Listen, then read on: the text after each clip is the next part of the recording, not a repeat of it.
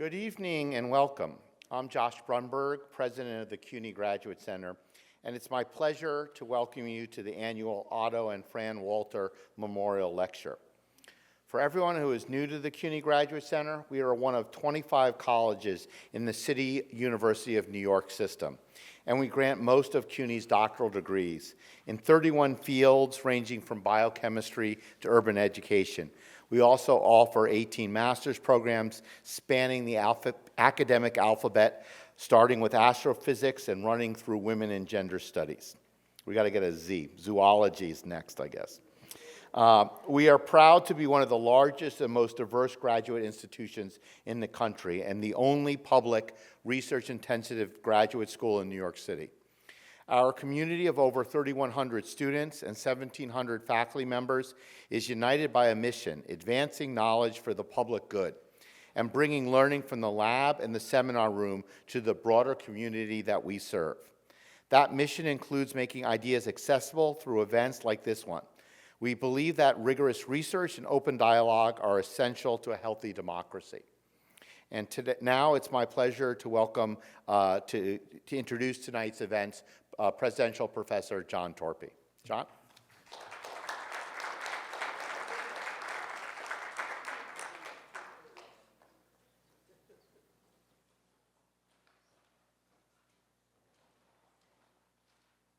Good evening, and thank you, President Brunberg.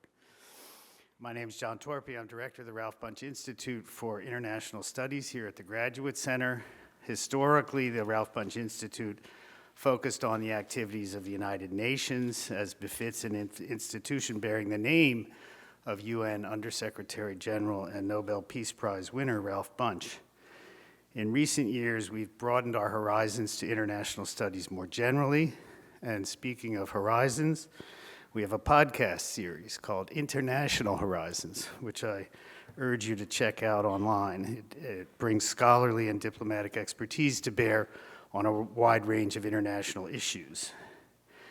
Among other entities such as the Center for Global Ethics and Politics and the Human Rights Hub, the Institute, the Ralph Bunche Institute, that is, also houses the EU Study Center to which this evening's program belongs.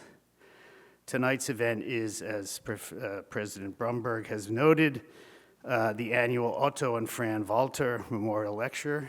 Otto Walter was a Jewish refugee from Nazi Germany who came to the United States with his parents in 1936 after he was summarily disbarred from the German legal profession. Otto Walter's German law degree was not recognized in the United States, often a problem for immigrants, so he set up an accounting business instead of a law office. Eventually, however, missing the legal profession, he sold his accounting business and went to New York Law School, graduating in 1954, and created a law firm that would go on to employ some 40 lawyers. He and his wife, Fran, were involved in a number of philanthropic endeavors, especially through the Rotary Club, and they generously provided us with the wherewithal to examine once a year the state of European affairs and transatlantic relations, which meant so much to them. We're grateful to them for their bequest and look forward to a lively and informative discussion this evening. So let me now introduce our guest speaker. Charles Kupchan is a former member of the National Security Council staff under Presidents Bill Clinton and Barack Obama. He's now professor of international affairs in the School of Foreign Service and the Government Department at Georgetown University, and a senior fellow at the Council on Foreign Relations. He's the author of several books, including Isolationism, A History of America's Efforts to Shield Itself from the World, and No One's World, The West, The Rising Rest, and The Coming Global Turn. And as many of you will know, he recently wrote an article in The Atlantic with the title, Trump is Right That Pax Americana is Over. We're pleased to have him for this year's Otto and Fran Walter Memorial Lecture. As for the format of the evening, Professor Kupchan will first speak for 20 minutes or so, which we're going to enforce. and then he and I will engage in a conversation for about half an hour. Thereafter, we'll open up the floor for questions from the audience, and we'll conclude at 7:45. On that note, please welcome Professor Charles Kupchan.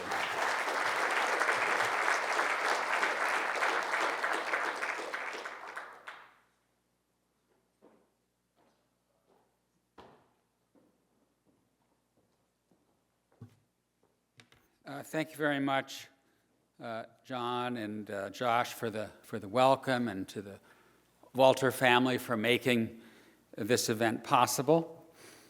I don't know where to begin, and that's simply because the world, the country, feels quite upside down right now. And I get off the train at 2 o'clock in the afternoon, and 3 o'clock in the afternoon, I learn that no, we're not hitting the rest of the world with 50 to 100% tariffs, only China. It's now 6:40. We're going to leave at 7:45 or 8. The Union may have 52 states by then, including Canada and Greenland. It's quite a moment in American history. And I think it's important to keep in mind that we're not alone, that Trump is a symptom as much as a cause of the rather unrecognizable state of political affairs in today's advanced democracies. If you think about what transpired over the course of a space of 3 or 4 months late last year, you will get a sense of what I'm talking about. Trump gets reelected despite being a convicted felon. Britain, the pendulum swings from the conservatives to Labor. New Prime Minister Keir Starmer, he's in office for a few weeks, and his public opinion polls plunge to depths that we haven't seen in a very long time. Then the French government collapses. Then the German government collapses. Then the Romanians elect, in the first round of their presidential election, a far-right whack job who is so out there that the election is annulled by the Romanian courts. Then the South Korean president declares martial law, rescinds it 6 hours later, is impeached, and that impeachment a few days ago was confirmed by South Korea's courts. And just because that's not enough, the Canadian government collapses, Justin Trudeau resigns, and now we have a new Canadian Prime Minister, Mark Carney. That is what happened from roughly November to January. What the hell is going on here?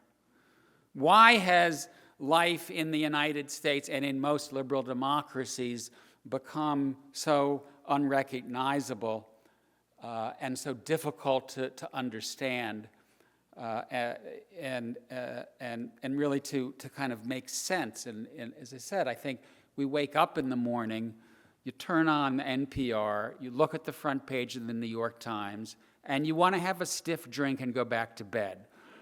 That's the world that we now live in. So, first question I want to ask is, what's going on here? And my answer to that question is that there are 2 tectonic shifts that are taking place in global politics today that explain why we are in this interregnum, if you will. And I want to read a quote from Antonio Gramsci, who was thrown in jail by the Italian fascists in 1930 because he was a liberal Democrat, a theorist, an activist. And he wrote the following while he was in jail.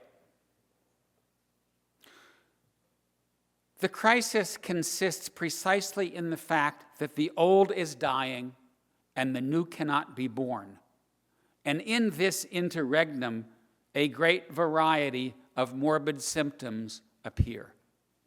That's where we are today. We are experiencing a great variety of morbid symptoms because we are at the end of one era. We're not letting go of that era. And as a consequence, we can't even begin to build or even conceive of the new era. So what is that era that's closing?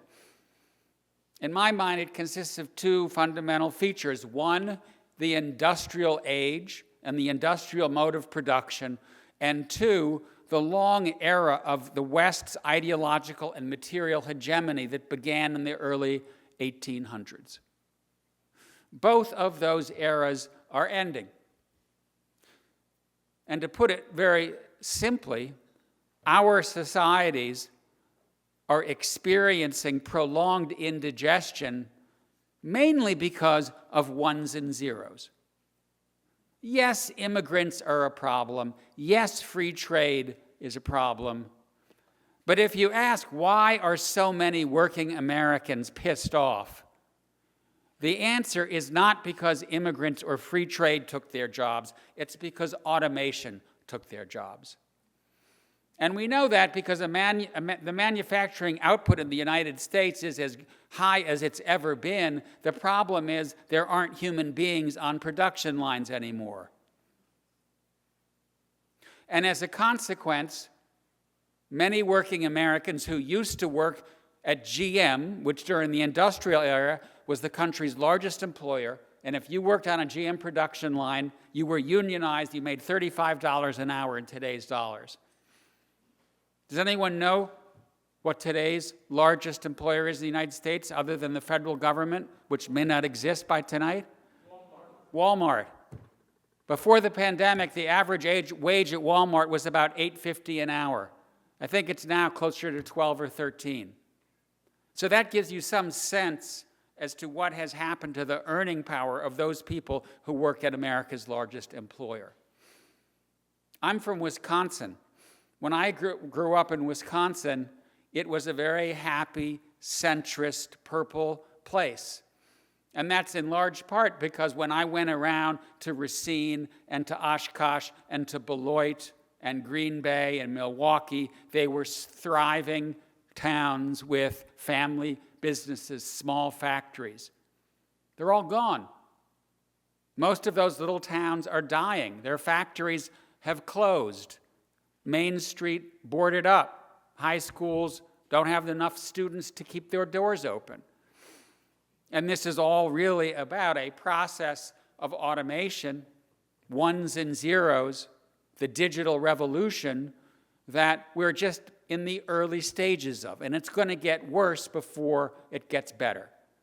And that's because as AI kicks in, as AI develops and deploys throughout our economy, more and more jobs that are being done by human beings are going to be done by machines.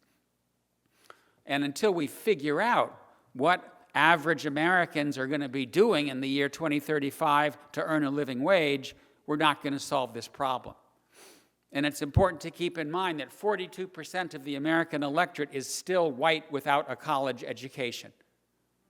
They're the ones who are suffering. They are the ones who are voting for Donald Trump, and they're angry for a good reason.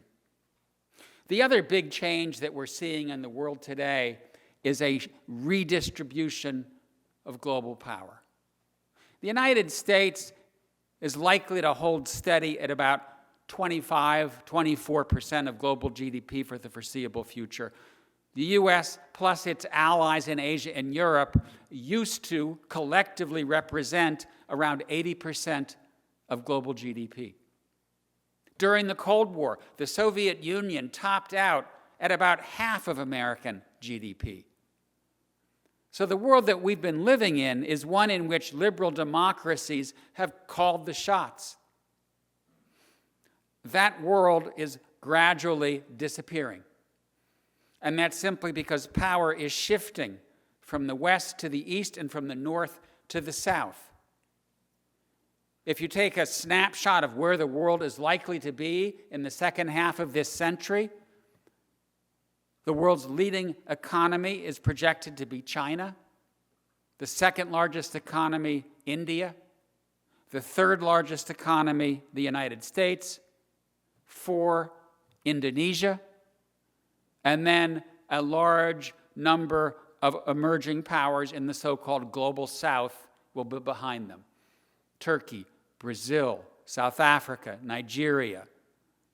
Europe collectively, Europe writ large, aggregate GDP by the end of this century, 10% of global GDP. And that's simply for demographic reasons. Where are there young people? In Southeast Asia, in Africa, in the Middle East, in Latin America.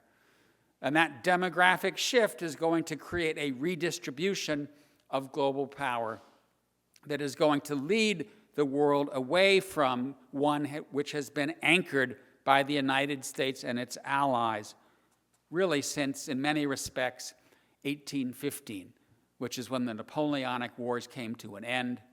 It's when the Industrial Revolution propelled Europe and North America ahead of Asia, and Europe and North America have been at the front of the pack ever since. The world we're headed toward is not an Asian century, it's not a Sino-centric world, it's simply a world in which the globe will be decentered. The United States will hold its own, China will hold its own.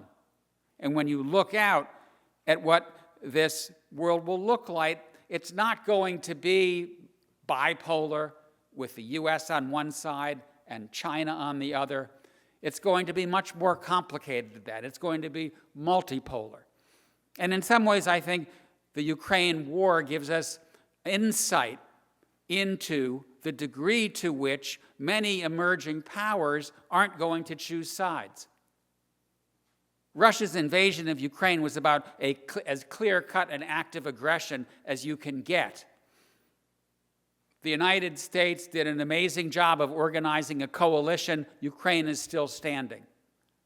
China supported Russia in part because they want to create a coalition to offset the power of the United States and its allies. What did the rest of the world do? Sit on the fence. And that's because they don't want to put all their marbles in either China's basket or the US basket. They are pursuing what Narendra Modi, the Indian Prime Minister, calls multi-alignment. And what does multi-alignment mean? It means that one week you fly to Washington and you have a state dinner in the White House, marching band, red carpet. The next week you fly off to Moscow and you hug Vladimir Putin. And then you fly to Kazan for a meeting of what's called the BRICS, an emerging powers group to counteract the so-called hegemony of the West, and you meet with Xi Jinping, the Chinese president. And it's not just India that is playing the field, it's everybody. It's the Saudis, it's the Emiratis, it's the Brazilians, the Turks, the Argentinians, and they're playing the field because they can. Because we're now in a world in which China is the largest investor in many parts of the global south, in which China comes and shows up in your country and says, we're going to build you a port and a railway and a highway. And the United States shows up in the same country and says, we're going to help you hold an election. Which way does that country turn? Oftentimes to China. And so this is a very different kind of world than the one that we have been living in, and it's one that I think the United States and its allies are going to have to adjust to if we're going to get through this Gramscian interregnum and transition from the old order, which is now past its due date, to a more decentered, ideologically diverse, polycentric world. Let me talk now a little bit about Donald Trump and where he fits into this picture, or any picture for that matter. I'm actually going to say some positive things about Trump, which may surprise you, but I think they are deserved.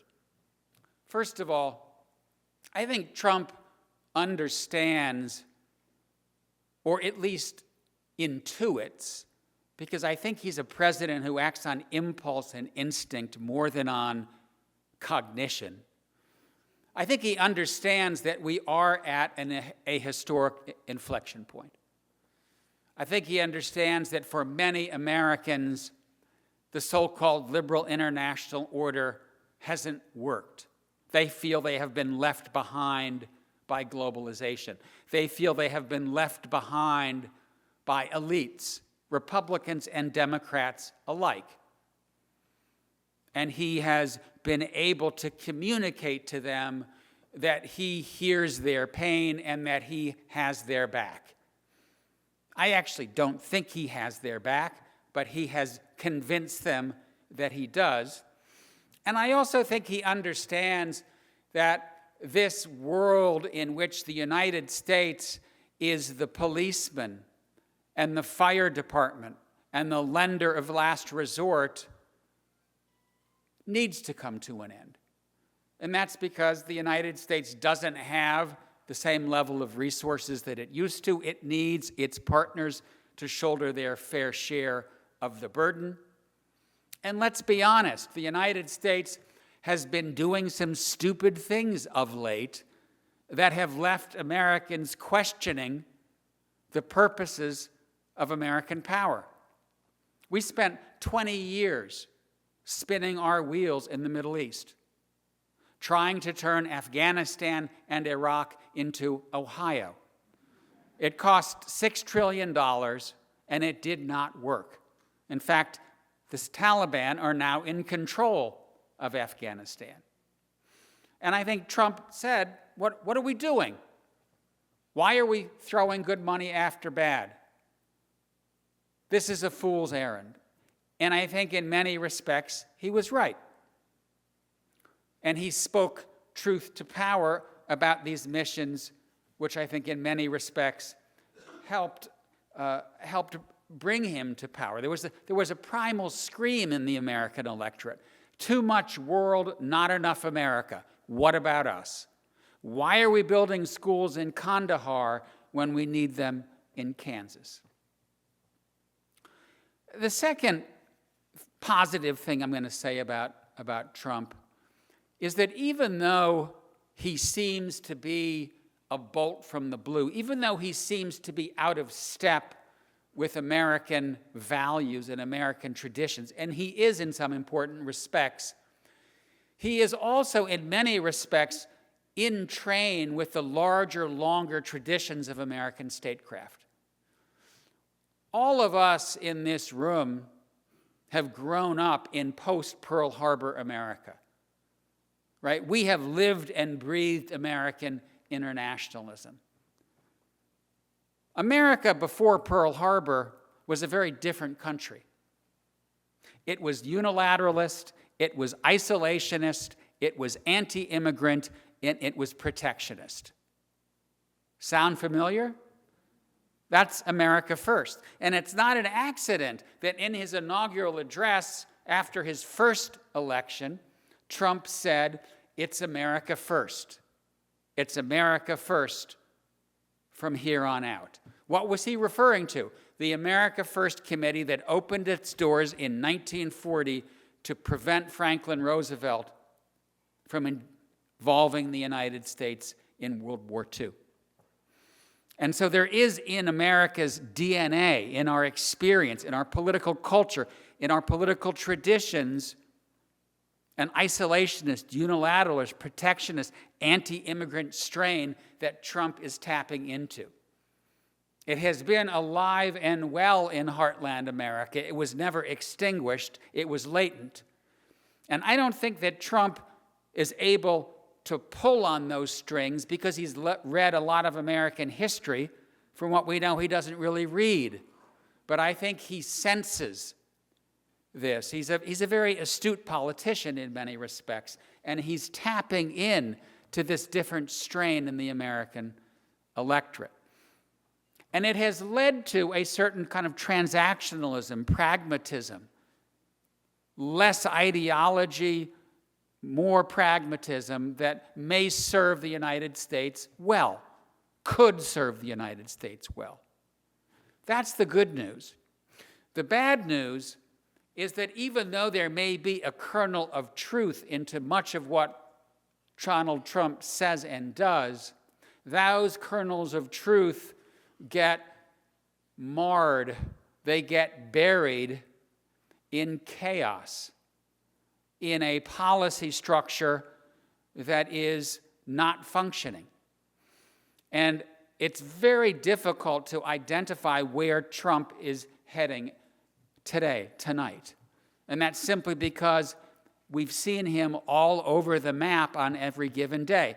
Had we had this conversation this morning, I actually would have given you a dark, dark interpretation, because I would have said last week, Trump, who had been the arbiter of different factions within the administration, the Republican internationalists like Rubio and Waltz and others on one side, the America Firsters led by J.D. Vance on another, and he was navigating between them. It looked, as of last week, that he had given in to the America First ideological cabal, and that he was engaging in highly self-destructive practices, like blowing up the global economy, like firing anybody in his administration who had any experience in international affairs. And it looked like he had been basically hijacked by the ideologues. Well, today he's decided to pull back. He's decided, no, you know what, I'm not going to blow up the global economy. And I don't think this is because he's changed his mind or has been talked out of it. I think it's because in the end of the day, Trump was looking at the implications and the consequences of what he did, the stock market crash, the degree to which average Americans were going to go to the store and pay 25 to 60% more for basic items. And he said, you know what, maybe I don't want to go down that road. The problem is, tomorrow he may want to go down that road. Right? We just don't know whether he sees tariffs as a tool to open up other economies, or whether he sees tariffs as some panacea, some magic pill that is going to lead to the rebirth of America's manufacturing sector. And so the big concerns that I have right now are, number one, that we never really have a policy or a strategy. We just have instincts and impulses. And that as a consequence, we see the United States pull out of its partnerships, pull out of its efforts to work with other countries to tame a globalized world. Number two, we see Trump in a haphazard way dismantle the U.S. government, which is what Elon Musk is doing right now. If he wants to cut every U.S. agency by 15% to save the money, that's fine with me. But you don't do that by taking a machete and just whacking away indiscriminately at the U.S. government workforce. You say to the cabinet secretary, go figure out during the next 4 months how to shrink your budget by 15%, right? You need somebody who's minding the store.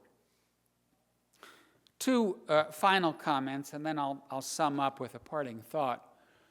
I worry in some ways most acutely about the damage that he's going to do here at home. I think the world is going to hem Trump in.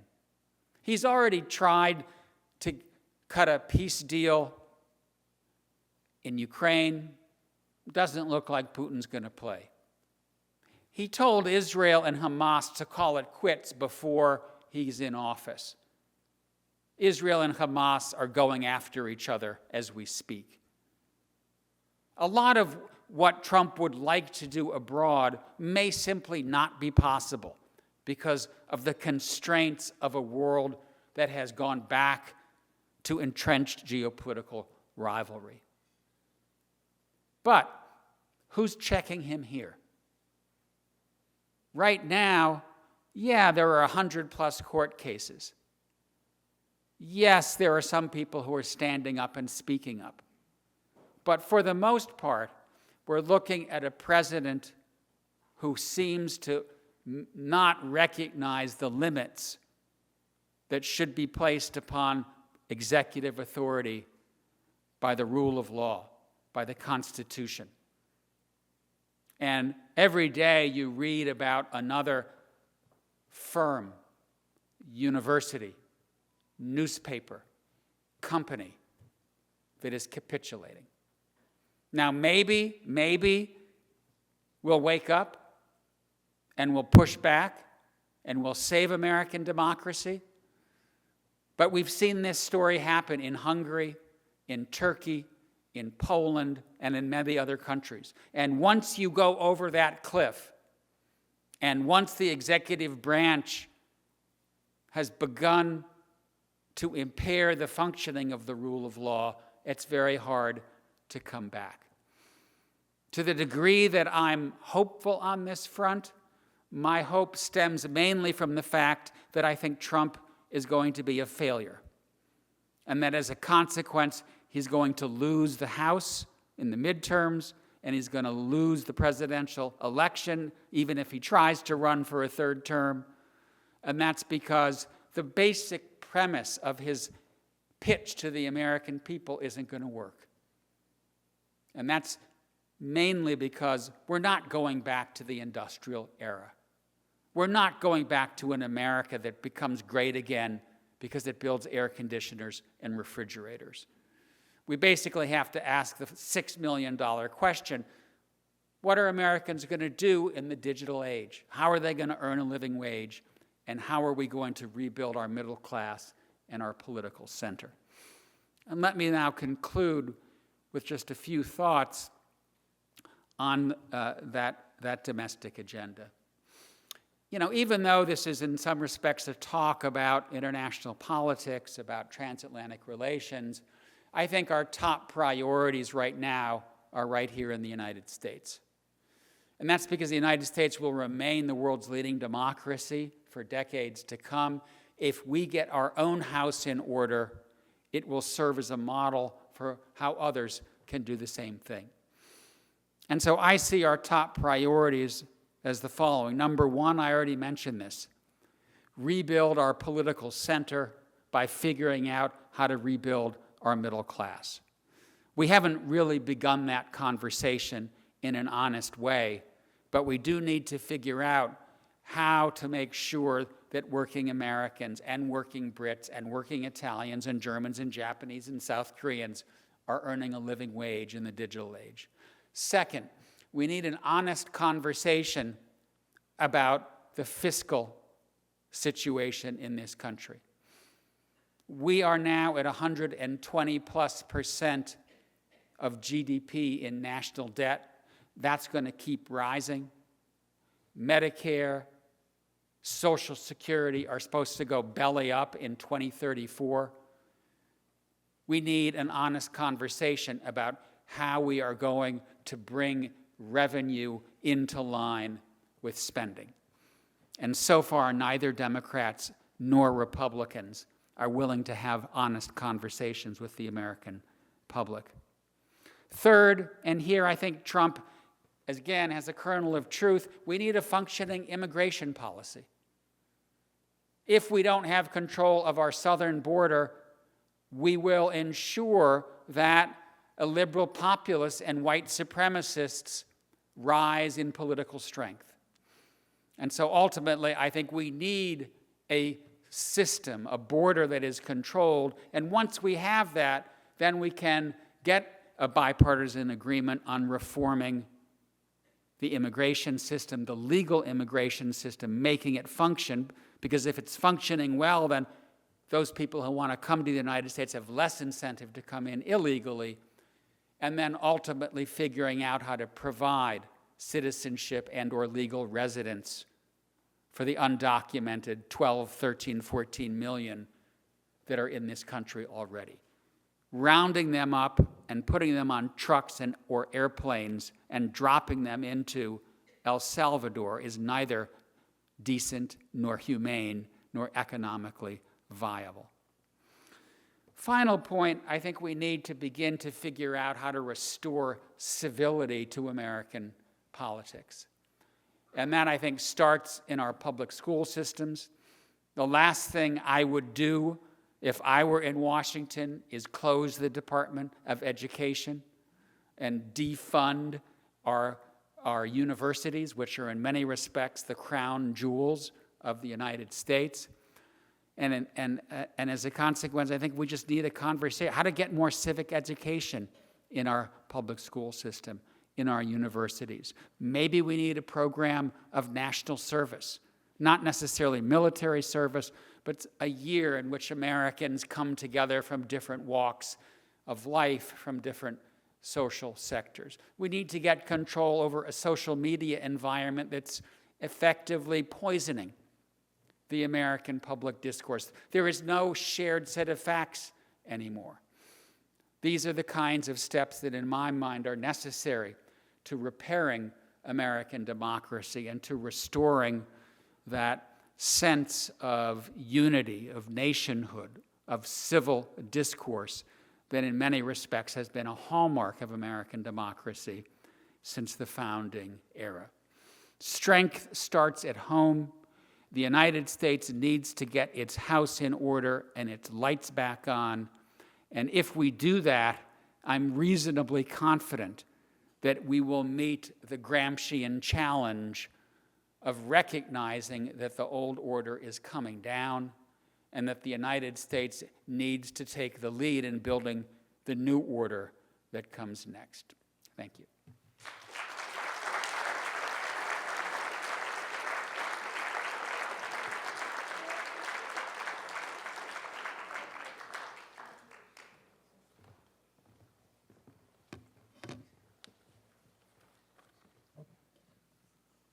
Can you hear me? Yes. Okay, thank you so much for that fabulous talk. Although I have to say, I thought I was the sociologist here and you were the political scientist. That talk was more of a sociology talk from my perspective. But can we go to dinner now? I don't like where this is going.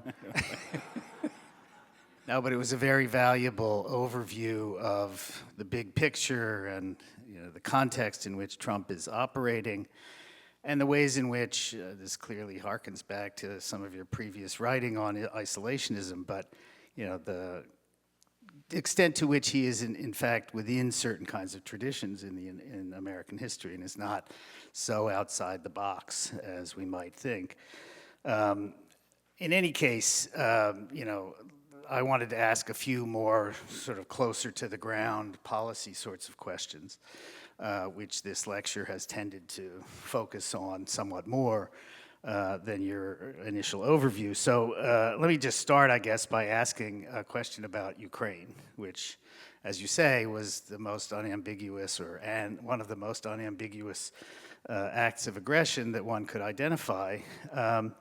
And it was for a long time the position, certainly of the Biden administration, that we were going to stay in it as long as it takes, or as long as it took. And Trump has thrown that overboard. And that suggests, some of the accuracy of the title of your Atlantic piece about the end of the Pax Americana. And I wonder if you could, reflect a little bit for us on how you think whether you think this is going to be resolved and how, because it's very clear that, like Trump, you think the bloodletting has to stop. I think that Trump is in principle doing the right thing by trying to end the war, and in principle doing the right thing by establishing a direct dialogue between himself and Vladimir Putin and having Secretary Rubio meet Lavrov. In other words, trying to restart a strategic dialogue between Moscow and Washington. Because this is in some respects a proxy war. Russia sees itself as fighting not just Ukraine, but the West. The West sees Ukraine as the front line in the battle to contain Russia's imperial aggression. And it's a dangerous war. We're not that far from World War III.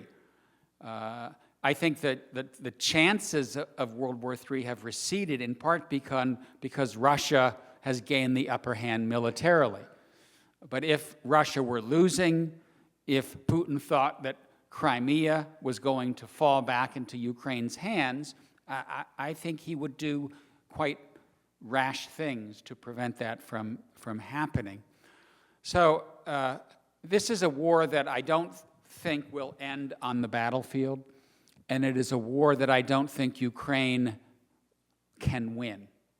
And as a consequence, time is not on Ukraine's side, and an effort to end it diplomatically is the right thing to do. Whether Putin is ready to accept terms that Ukraine and Ukraine supporters can live with, we don't yet know. But in my mind, the minimum acceptable deal has to leave the 80% of Ukraine that is still Ukraine free, sovereign, and defensible, and that Ukraine needs to be able to make its own choices about its future, about its geopolitical alignment. In other words, Putin has to be ready to say, I've got Donbass, I've got Crimea, I've got a whole bunch of Russian speakers and ethnic Russians. Mission accomplished. I'm willing to let the rest of Ukraine go. Is he going to say yes to that deal? We don't know. And then the question, and this will be my final comment, let's say he does say no, I want more. Then I think Trump is going to be in an awkward position because he has two options. One would be he says yes to Putin. Zelensky says no, I can't live with this. And then Trump walks away. He says, Volodymyr, I got you a great deal, you don't want it, goodbye. Or Trump sides with Ukraine and Europe and says no to Putin, and we don't get an end to the war. Right now, I don't know which of those two outcomes we're headed toward. So Trump's withdrawal of an American guarantee that we're going to defend Ukraine till as long as it takes has also put the Europeans, the NATO alliance, in a difficult position. And from one perspective, it has helped push them towards contributing a certain amount to their own defense. That has been a demand of American presidents for a long time. And it might actually happen. It also seems like it will stimulate a kind of arms race or a lot of construction of arms in Europe. But at least from Trump's perspective, it has pushed that off onto their plate and made it their problem. I wonder, I guess, what you think. They say J.D. Vance insists, or Marco Rubio insists that we're not leaving the NATO alliance, but to the untrained eye, it could certainly look that way. So I wonder how you see that developing. Do I think Trump is going to withdraw from NATO? No. And I don't think that Trump wants to go down in history as the American president who dismantles the West. Do I think he'll reduce the U.S. force presence substantially? Yes. Will he put pressure on European allies to do more? Yes. But I do think that you see in Donald Trump somebody who wants to be a success. And as a consequence, he's responsive to the stock market. He's responsive to public opinion. And I just don't, he wakes up in the morning and I think the first thing he says is, what's in this for me? And if you say, what is in it for Donald Trump to dismantle NATO? I think the answer is nothing. I don't think you're going to have a lot of Americans saying, yeah, great, we're leaving Europe. So I don't want to say that it's not going to happen, but I'm not betting on it. Will Europe finally step up to the plate and assume more responsibility for its own defense? Yes and no. Yes, because two things have happened that have fundamentally changed Europe's view of geopolitics. One is Putin invaded Ukraine, and there's now a war very close to the borders of Poland and Germany. And there's an existential fear that there's just not there for decades, if ever, in some ways. And secondly, Trump. And so whether Trump withdraws from NATO or not, nobody knows. But Europeans and Japanese and South Koreans, they have no choice but to look at us and say, we just don't know. That country has become unreliable. That country is living through a period of political dysfunction which may go on for another generation or two. And as a consequence, we have to make other plans. And so because of those two things, I think you will see significant changes in Europe's readiness to spend money on defense and build a more serious military. But, and there are two buts. One is that this takes time, right? You can't do it overnight. And two, on issues of trade, Europe has aggregated sovereignty. On issues of defense, it has not. Berlin makes its own decisions about military procurement. Paris makes its own decisions. And the fact that Europe at the level of security is still a union of sovereign states and not something that looks more like a confederation or a federation will, I think, slow down this process of acquiring geopolitical heft. I think that gives me a bit of an idea of what your answer to the next question may be, and some of your earlier remarks are indicative as well. But the question basically is about your Atlantic piece. It was built in a way around, I think, the kind of question of whether Trump is a builder or a destroyer. And I think I heard in your opening remarks somewhat more on the builder side, but also a lot of potential for destroying. And I wonder, it's early on, obviously, this is just really getting started, but I wonder what you would say, a couple of months in about where you come down on it now. It did seem to me more optimistic than I've become in the last couple of months, so I wonder how you feel about that. Yeah, I would say that I have grown more pessimistic by the day. And right now, Trump is certainly much more the demolition man than he is the architect. Especially, again, when I look at the situation here in the United States. What he's doing to institutions, to human capacity, dismantling USAID, pulling the rug out of countries in need. Basic, medicine, malaria, HIV. This is just, it's not just cruel, it's kind of nuts. And, you want to make America great again by defunding basic research? By firing the country's best scientists at NIH and CDC? It's like 2 + 2 = 17. And so there isn't a logic here other than the logic of disruption, which is I have a mandate from the American public to destroy the political establishment. And he's going about and he's doing that. And as I said earlier, I think the main source of pushback, because it doesn't look like the Republicans are going to stand up to him, or the Democrats, or the courts or the companies. I think it will be us. It will be voters. It will be a decline in public support for Trump that becomes so sharp that even Republicans, and especially Republicans from swing districts in the country, start to say, I'm going to walk away from him.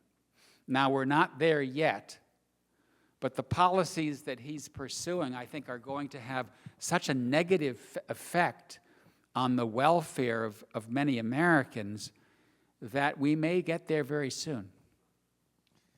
So, I mean, coming down on the side of destroyer rather than builder, I guess the question is, there have been some discussions about, he has a vision of a kind of world of spheres of influence. And I wonder what you would say about that. I mean, insofar as there's some kind of vision of what the world order might look like, that might be one of them. But is that something to take seriously, or is it not something he's really invested in? How would you see that? I mean, I think that we are inevitably and somewhat naturally moving back to a world of spheres of influence. And, in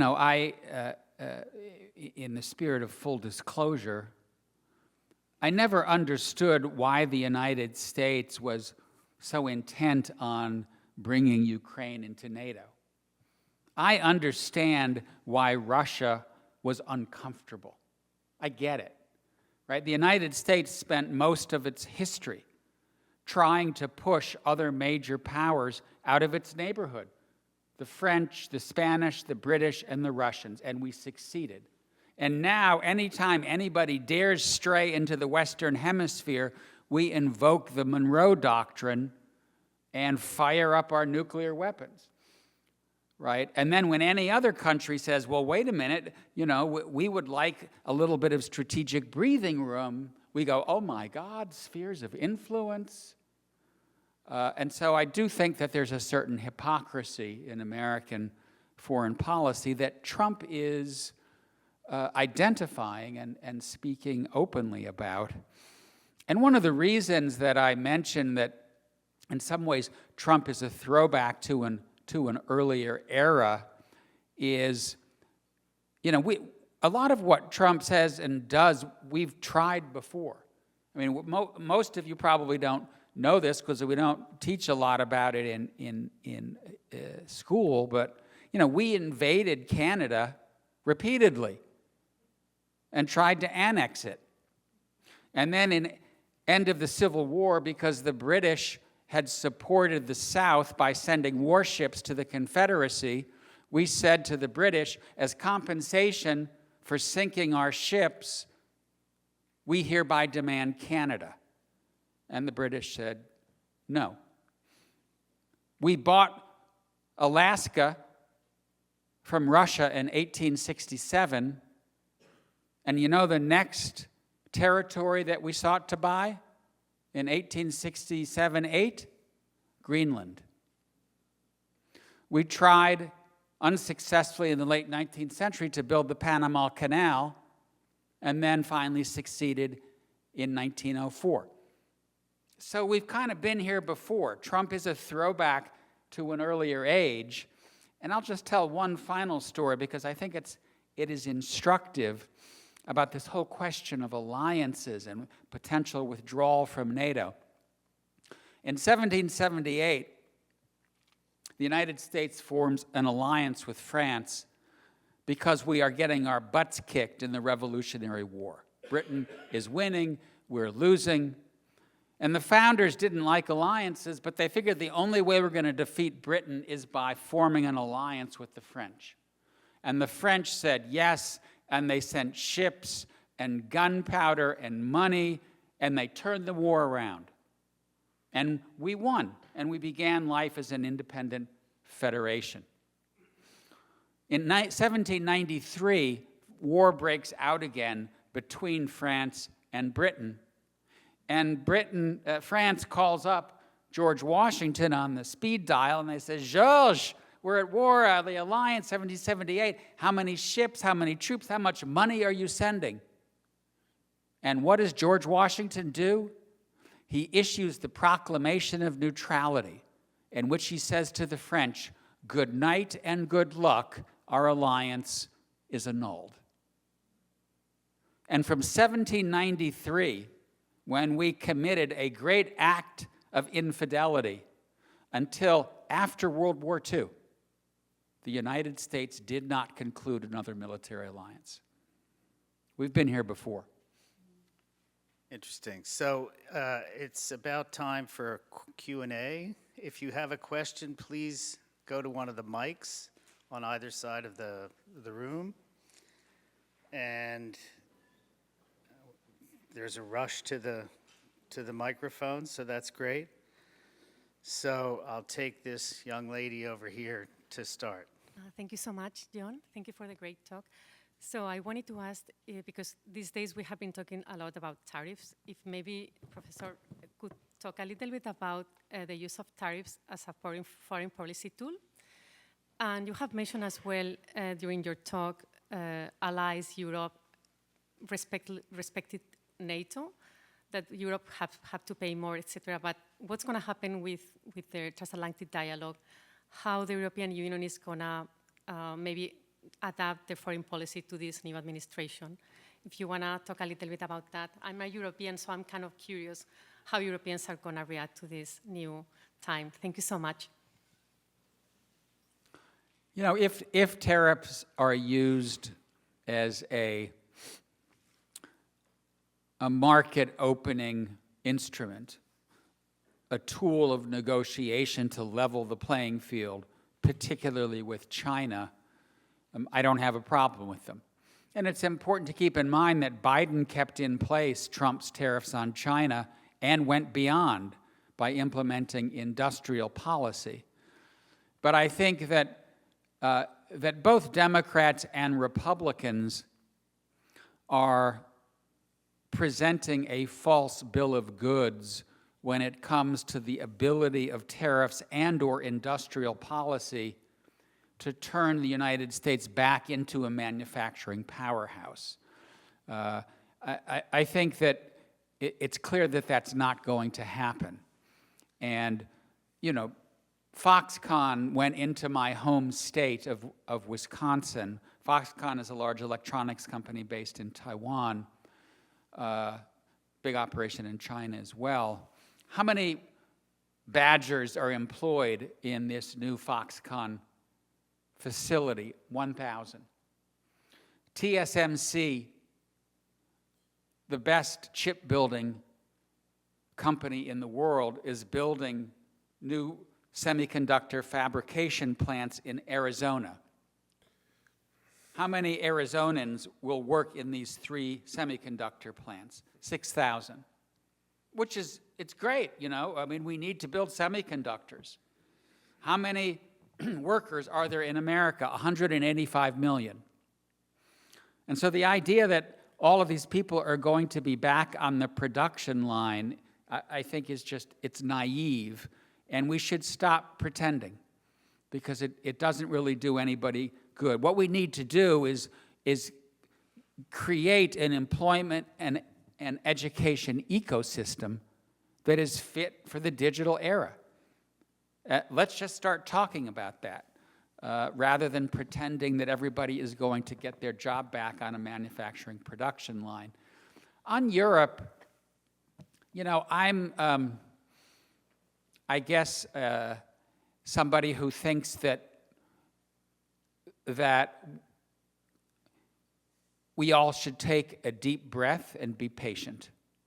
That there is in the transatlantic relationship an enduring stability that outlasted Trump's first term and that will outlast Trump's second term. And, you know, I've been to Europe a couple of times since Trump was elected, including, I might add, at the Munich Security Conference when my jaw dropped as the Vice President of the United States told Germans to get behind a bunch of neo-Nazis. And where were we? We were at the Bayerischer Hof, about 1 mile from the beer hall where Hitler launched his putsch.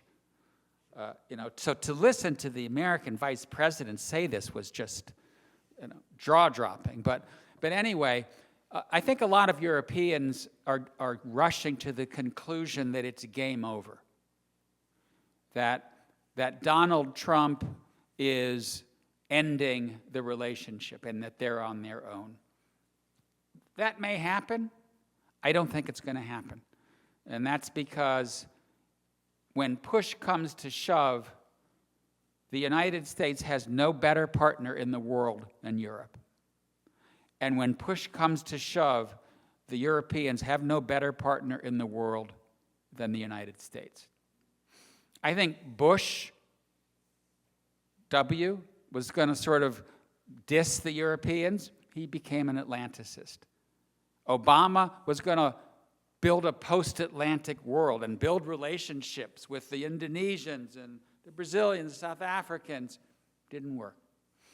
I think in the end of the day, the same thing will happen with Trump.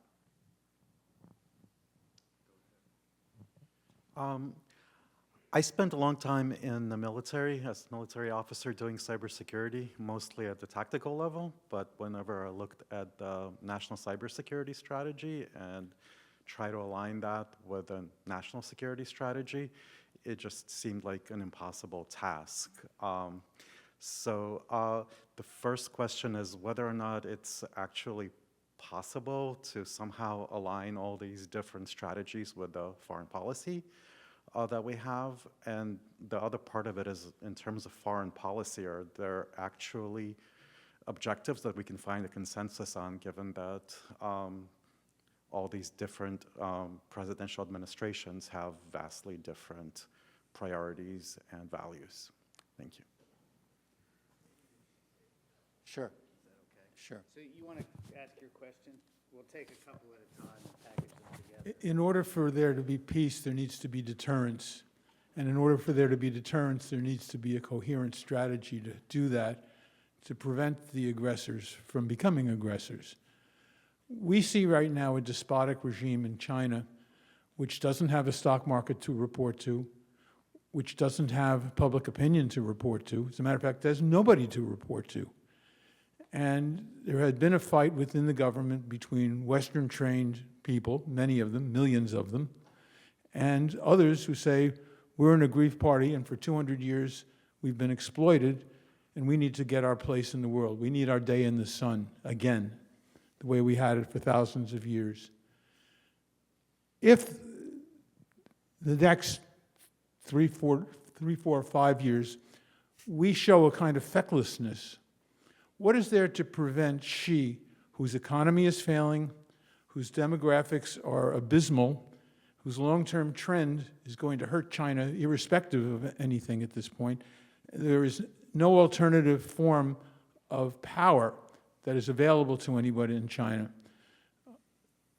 And he decides that he's going to invade, let's say Taiwan.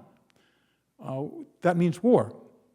And in what way, if any, are we prepared to do that? Or better yet, in what way are we going to prepare true deterrence? Thank you. On the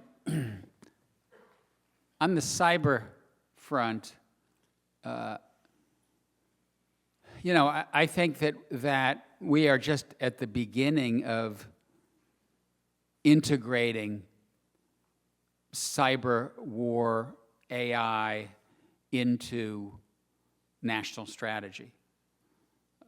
And that would include the laws of war, right? Aggression is still defined as territorial aggression.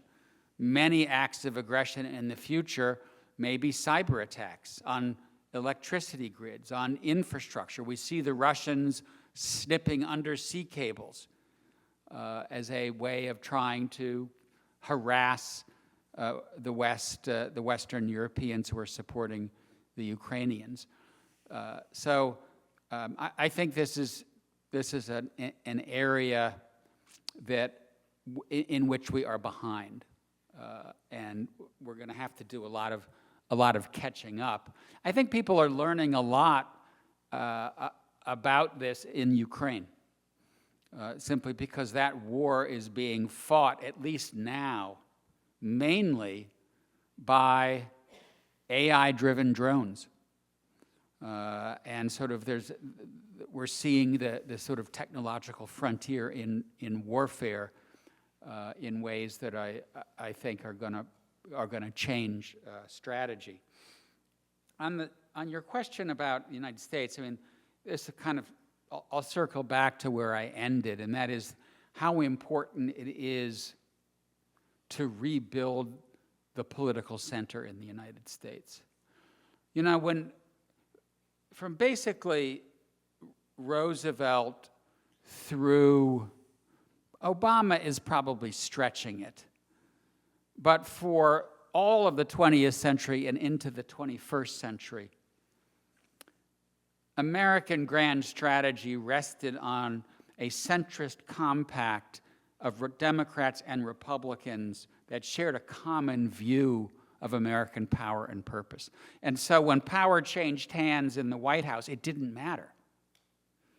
We're now living in a world in which Democrats and Republicans live on different planets. And as a consequence, when power changes hands in the White House, there's whiplash.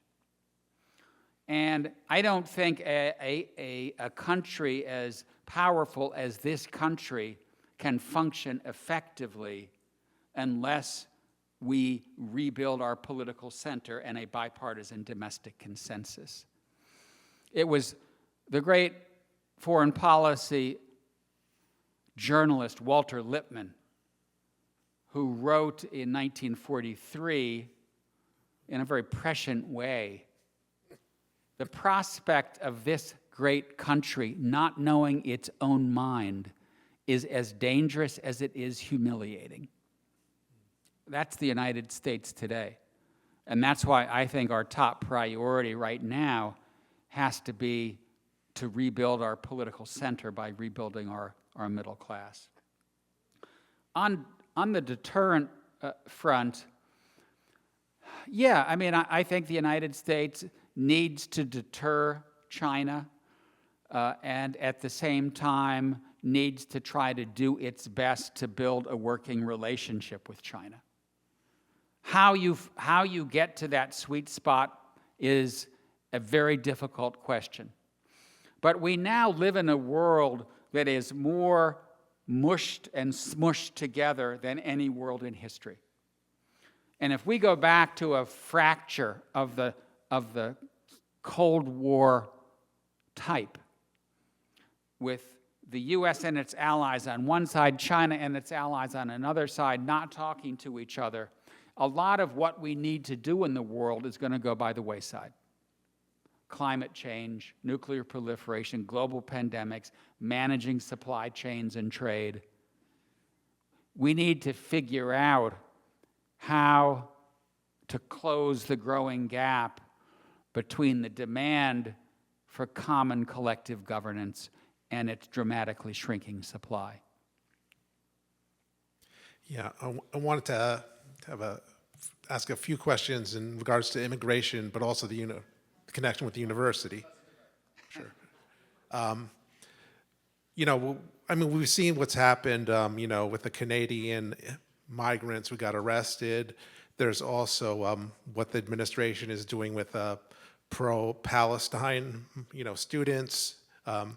And, you know, that's going to affect our trade, our tourism, but also the university, because how can American universities afford to, you know, keep up without, you know, the huge money that foreign students bring in?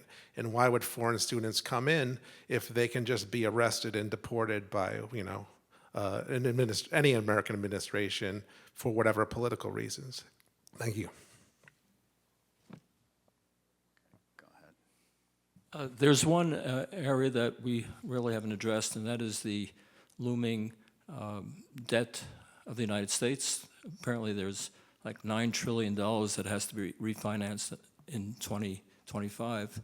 So it seems that Trump is addressing that in two different ways, tariffs and also cost cutting. Could you discuss that? I mean, if in fact the debt is refinanced at an additional 4%, that's $360 billion. That has to come from somewhere. So can you address that, please? You know, on the immigration front, my hope and perhaps prediction, although I will hedge that, is that this kind of rush to apprehend people and deport them will dissipate. And that, you know, Trump wants to deliver on his promises.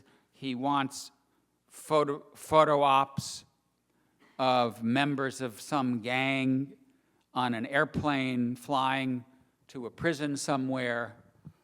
But that if you look at the actual costs of trying to round up over 10 million, some people say it's as high as 15, 16 million people, and deport them, it's exorbitant. Furthermore, many of those people are in construction, farming, hotel work, restaurant work. They are in the backbone of many communities. And so I think you will get to a point where this effort begins to stumble. That's my best guess. I completely agree with you on the debt. So far, it's mostly theater. That is to say that the DOGE cost cutting is a rounding error in the federal budget. It doesn't matter. That's because most of our spending goes to entitlements, it goes to defense, and so we cut here, we don't provide malaria drugs there. It doesn't even take a bite out of the looming national debt that you're talking about.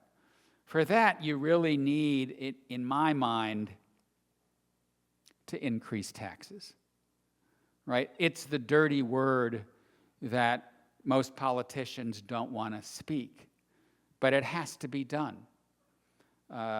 because it's very hard to make major cuts. It's very hard to tell senior citizens that they're not going to get their Social Security payment or that they're not going to be covered by Medicare.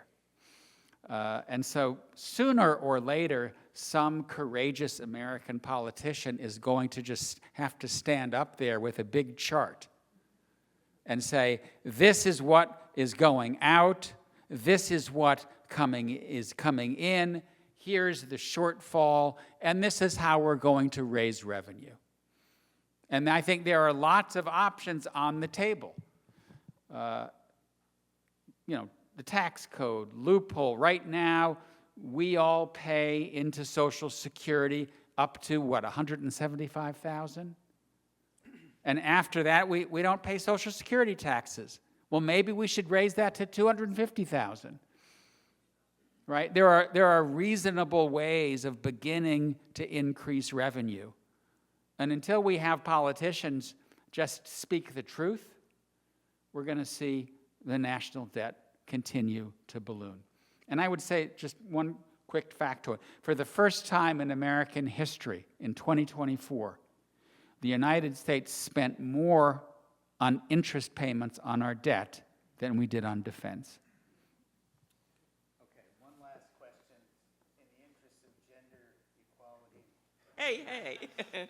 First, I want to thank you from the bottom of my heart and the top of my noodle for your presentation tonight. It was very enlightening. I want to bring up the issue of population control. If I understand...